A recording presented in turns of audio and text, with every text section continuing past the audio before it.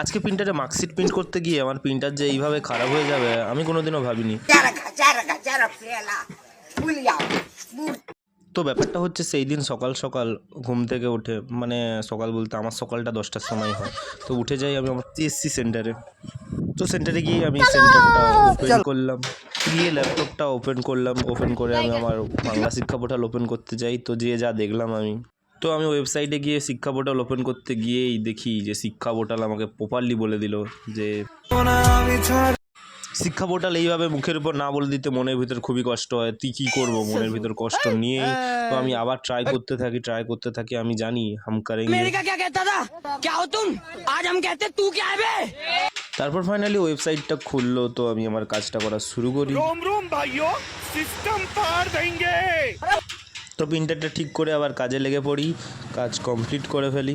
চলো বাই, আমি কাজ করতে থাকি। ভিডিওটাকে লাইক করে দিও, আর এরকম ভিডিও দেখতে সাবস্ক্রাইব করে দিও।